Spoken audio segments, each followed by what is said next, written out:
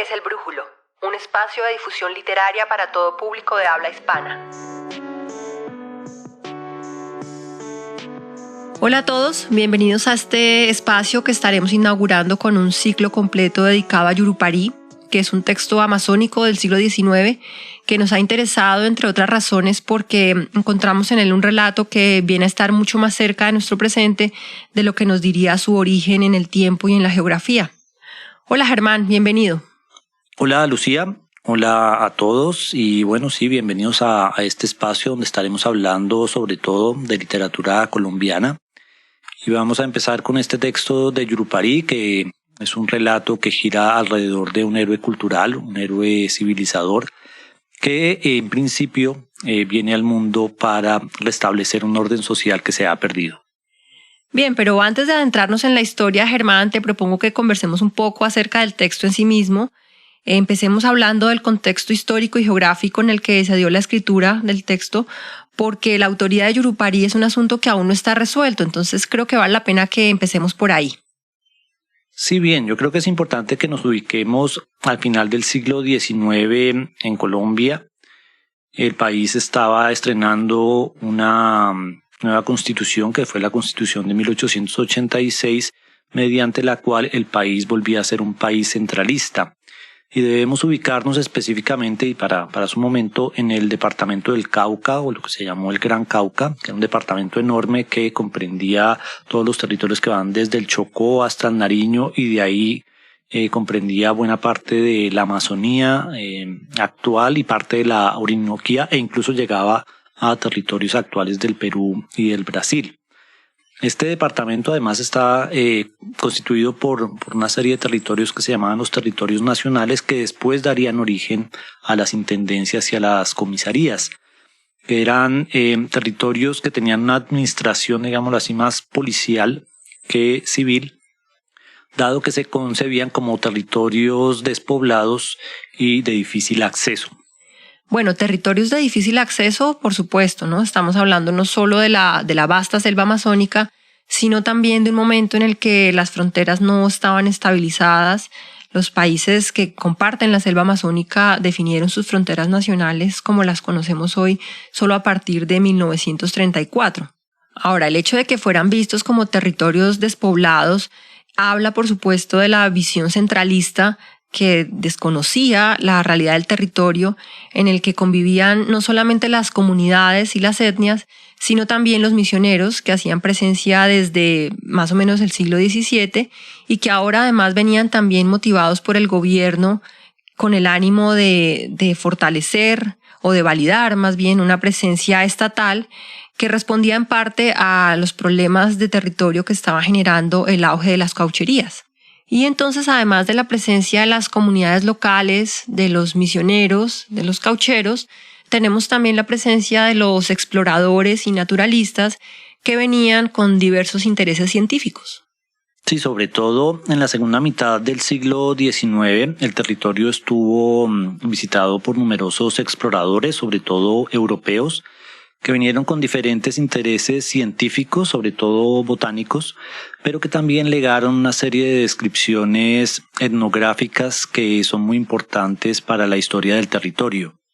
Aunque valga también decir que mucho de este conocimiento que generaron los exploradores fue luego utilizado por las potencias para intensificar su explotación comercial en la zona. Recordemos que mucha de esta descripción etnográfica y botánica estuvo también luego para ese momento al servicio de la explotación del caucho, que digamos fue bastante agresiva a finales del siglo XIX y principios del siglo XX, y después lo sería hacia la mitad del siglo XX en el contexto de la Segunda Guerra Mundial. Creo aquí que es oportuno mencionar una película como El abrazo de la serpiente de Ciro Guerra, que va a recrear el momento histórico y el territorio mismo en el que fue escrito Yurupari, tal vez unos años después, pero podríamos entenderlo como la misma época. Una película que además nos va a relatar la historia de dos exploradores reales que estuvieron en el territorio, uno a principios del siglo XX, Theodor Grünberg, y otro a mitad del siglo XX, Richard Evans Schultes, que son además exploradores que tuvieron una relación con los mitos y con los rituales de Yurupari. Entonces creo que es una referencia importante, un poco nos ayuda a ubicarnos visualmente en la zona y también en el tiempo, sobre todo el relato que tiene que ver con el explorador alemán Grunberg, que está muy cercano al momento en que se escribió Yurupari. Sí, yo creo que el abrazo de la serpiente nos permite hacernos una idea de esa interacción compleja que se da en la selva y que es útil tenerla presente porque nos ayuda a distanciarnos de una mirada ingenua, idealizada de la selva como un territorio en el que, por ejemplo, un texto como el de Yurupari sería una expresión solamente fantástica de la cosmovisión de las comunidades, cuando en realidad se origina el texto precisamente en un contexto de una sociedad compleja atravesada por distintos poderes que por supuesto determinan la vida de las comunidades. Y de hecho tenemos la hipótesis de la profesora Betty Osorio que señala que la escritura de Yurupari responde a un interés de resistencia, no solo cultural, sino también política. Y esta hipótesis tan interesante nos lleva de nuevo a preguntarnos, bueno, ¿quién escribió Yurupari? Hablemos entonces de eso.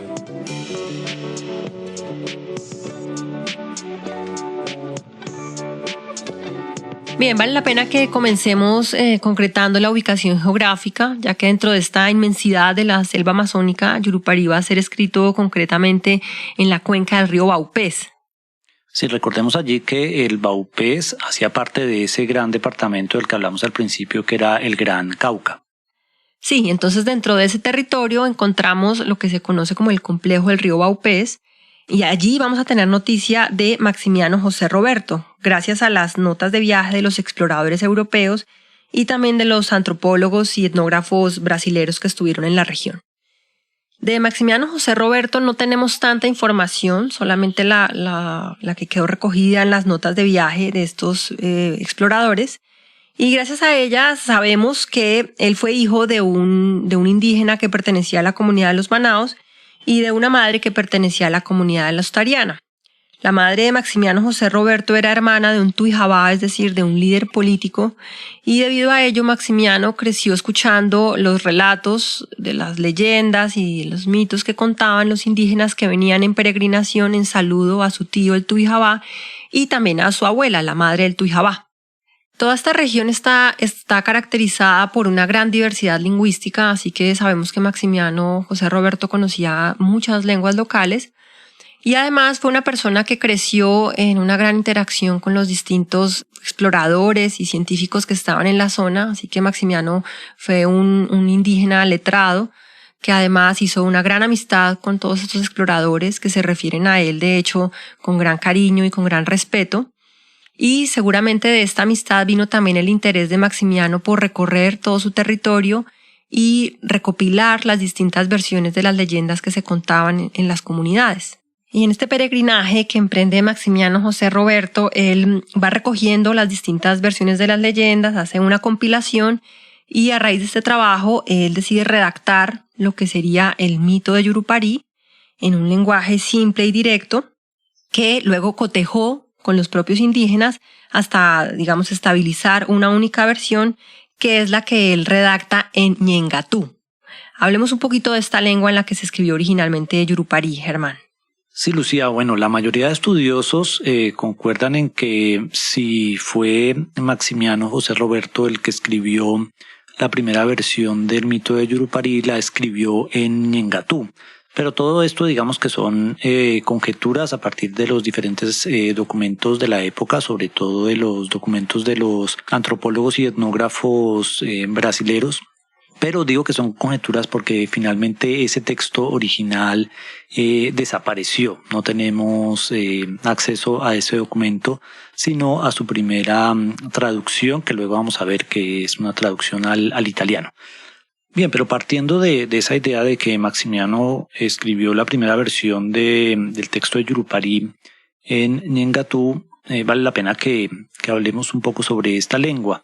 Ñengatú es una lengua amazónica que en realidad tiene su origen en la costa brasilera, más o menos en la zona de Bahía. Cuando los portugueses llegaron a esa zona en el siglo XVI, constituyeron una de las lenguas que se hablaba en la zona como lengua franca, que era la lengua del tupí guaraní.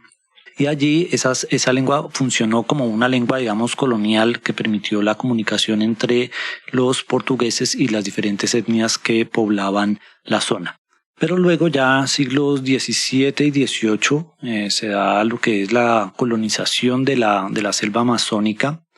por parte de este sistema colonial, y lo que sucede es que esta lengua la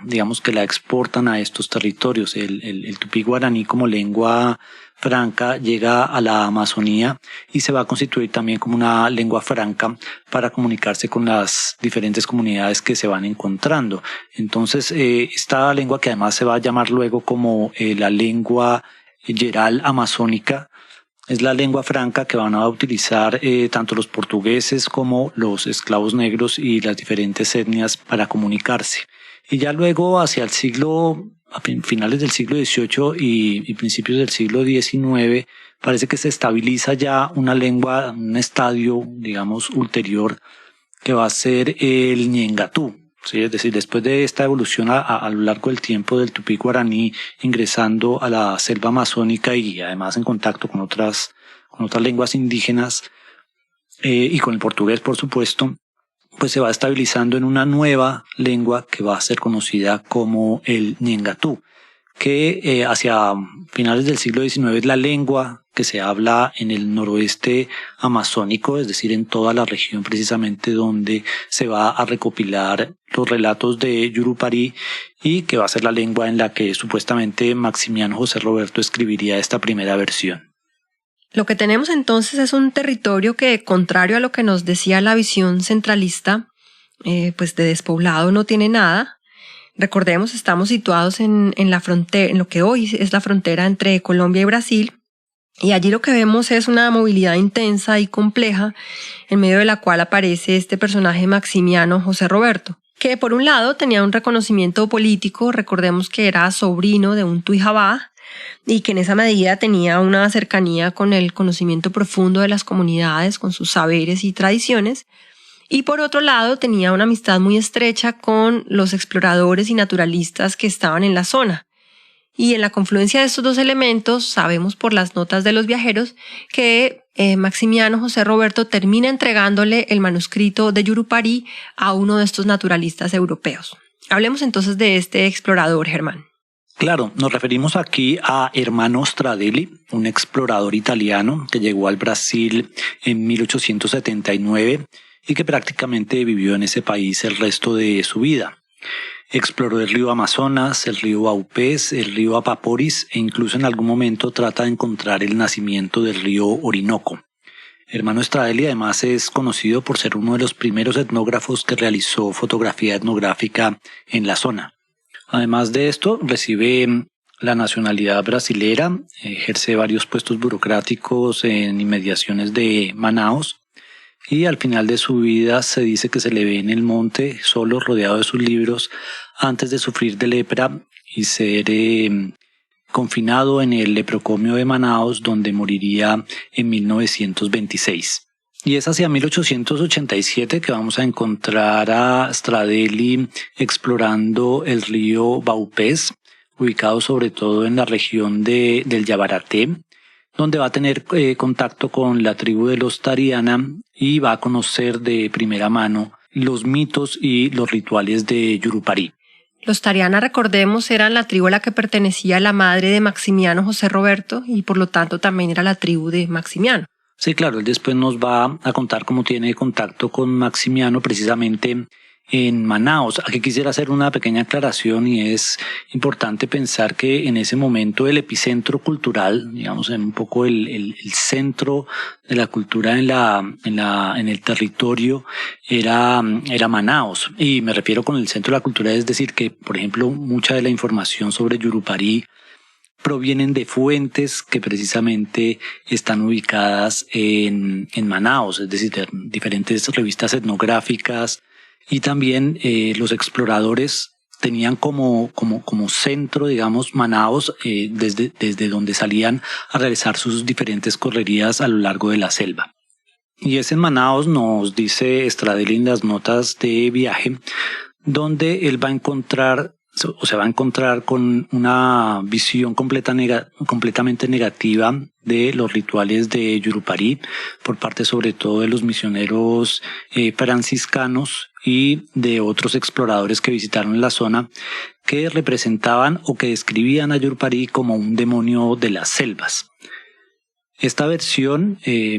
digamos que entraba en conflicto con su propia experiencia en el territorio, lo cual, nos dice Stradeli, lo lleva a tratar de reunir la mayor cantidad de información que tiene al respecto para lograr dar una imagen diferente del mito de Yurupari. Y es allí cuando entra en escena Maximiano José Roberto, quien, nos dice Stradeli, le entrega la primera versión del mito de Yurupari, escrito en lengua ñengatú, que Stradeli va a traducir al italiano y lo va a publicar en 1890 en la revista de la Sociedad Geográfica Italiana. Hay que aclarar aquí además que Stradeli se volvió un experto en lengua ñengatú, conoció algunas otras lenguas indígenas, además conocía el español y el portugués, pero se volvió un especialista de la lengua ñengatú, tanto que precisamente una de sus obras póstumas es un vocabulario ñengatú portugués ñengatú, y que cuenta al principio también con una gramática. Entonces, por supuesto, esto es lo que le permite acoger el texto de Maximiano y volcarlo al italiano. Entonces, desde esta experiencia y este conocimiento de Stradeli, vemos su interés por hacerle justicia, digamos, a las versiones que circulaban sobre la naturaleza de Yurupari. Y una vez él se propone esta misión de recopilar los relatos, lo que tenemos es que él se encuentra con que ese trabajo ya estaba hecho, ¿no? Y surge allí, en principio, el acuerdo que hace con Maximiano José Roberto en torno al manuscrito de Yurupari. Sí, en algunas de las notas de Stradeli, nos dice que Maximiano le prometió también una publicación del texto original, pero también según otras versiones parece que el texto original fue destruido con buena parte del archivo de Stradeli, dada la enfermedad que sufrió al final de su vida. Sí, entonces según varias versiones parece que el archivo de Stradeli, o al menos una buena parte, fue quemado junto con sus pertenencias, y allí debería estar probablemente el original de Yurupari en ñengatú. Así que para ese momento solamente tenemos el texto publicado en italiano. Entonces, ¿cómo es que llega al español, Germán? Sí, habría que decir que luego de la publicación en italiano se publicaron otras versiones del mito de Yurupari en diferentes revistas antropológicas brasileras, en las cuales posiblemente también Maximiano tuvo alguna participación ya sea en el levantamiento de estos relatos o en la escritura, en la versión escrita de estos. Pero lo que va a suceder es que el texto de Stradeli se va a convertir como en la versión más completa del mito de Yurupari, y además la que va a sobrevivir luego para las diferentes ediciones en portugués y en español. Y también es a raíz de esto que buena parte de las ediciones posteriores de la leyenda del Yurupari van a poner, si no anónimo, van a poner como autor a Stradeli, y se van a olvidar un poco de Maximiano José Roberto, a pesar de que es el mismo traductor, Stradeli, quien en sus notas y en una especie de introducción que hace al texto de Yurupari, también publicado en la revista de la Sociedad Geográfica Italiana, donde nos cuenta de dónde proviene el texto, quién era Maximiano José Roberto y cómo se desarrolló, digamos, toda esta primera publicación en italiano. Pero los textos posteriores van a preferir poner a Stradeli como autor y olvidan completamente a Maximiano José Roberto. Sí, pasa lo mismo con la edición en español, ¿no? Hablemos de eso también. ¿Cuándo llega al español la leyenda de Yurupari levantada por Maximiano? Sí, bueno, después de la publicación en italiano, de todas maneras, Yurupari no va a ser parte de los intereses literarios en Colombia, por lo menos hasta la década del 50, donde en la revista Mito vamos a encontrar una primera referencia a la leyenda de Yurupari a partir de una traducción que se hizo, una traducción inédita. Pero no va a ser sino hasta 1983 cuando el Caro y Cuervo va a publicar una traducción al español del texto de Stradelli, una traducción hecha por la profesora Susana Salesi, y que va a estar acompañado de un estudio introductorio muy importante para el texto realizado por el profesor Héctor Orjuela. Y es decir que esa publicación de Yurupari, que tal vez es la más importante en español, estaría cumpliendo precisamente este año 40 años. Ahora, en esa edición que mencionas del Caro y Cuervo, el nombre que nos encontramos en la portada, junto con el de la traductora, es el de Hermano Stradelli. No dice específicamente que sea el autor, pero sí es el nombre que figura como en cabeza del texto. Hay otras ediciones por ahí que se encuentran donde se habla de Yurupari como un texto anónimo, y en cualquier caso, lo que no se encuentra en ninguna edición es el nombre de Maximiano José Roberto, a pesar de que el propio Stradelli asegura haber recibido de él el original. Sí, no sabemos allí si esta necesidad de esconder esta autoría, que por lo menos está referida por el traductor, obedezca también a que reconocer en Maximiano José Roberto la autoría implicara reconocer que el texto es más brasilero que español, además porque se supone que el texto original estuvo escrito también en lengua ñengatú, que es una lengua que se hablaba, todavía se habla por supuesto, pero que se hablaba sobre todo en territorio brasilero. Entonces no sé si allí, digamos, la estrategia, el ocultamiento de esta autoría también tenga que ver de alguna manera con principios, digamos, nacionalistas. Sí, es posible que ese también sea un criterio presente en las decisiones editoriales y que nos lleva a preguntarnos además sobre el criterio y el lugar de la pregunta por una literatura nacional, ¿no? En ese artículo de la revista Mito que tú señalabas, el autor se refiere a Yurupari como la raíz de la literatura colombiana, y pues es una afirmación muy problemática, dado que no es una referencia que te encuentres precisamente en los intereses de la literatura nacional, ¿no? Sí, en ese artículo de la revista Mito, escrito por Javier Arango Ferrer, este estudioso nos propone Yurupari como si fuera un texto precolombino y como si fuera la raíz de la literatura colombiana,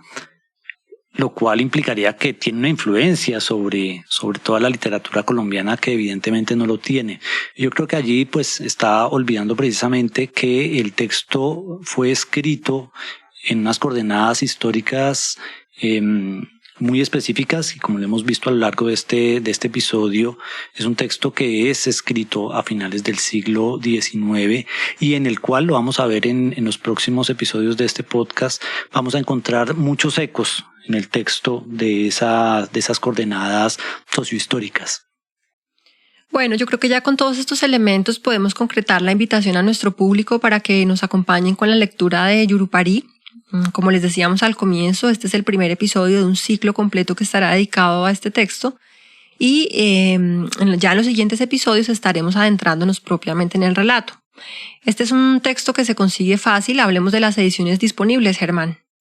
Sí, claro. Bueno, recomendamos la edición del Caro y Cuervo. Ya es un texto que no se consigue nuevo, pero en una librería de libros de segunda puede que lo consigan.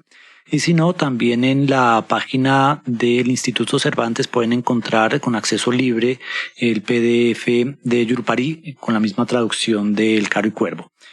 Y otra edición que recomendamos es la edición de Panamericana con traducción de Beatriz Alzate. Creo que nos sobra decir que se trata de una lectura corta, bastante ágil y que está llena de elementos fascinantes, como decíamos al principio, en realidad insospechados. Así que bueno, nos vemos en la próxima, Germán. Vale, nos vemos en la próxima.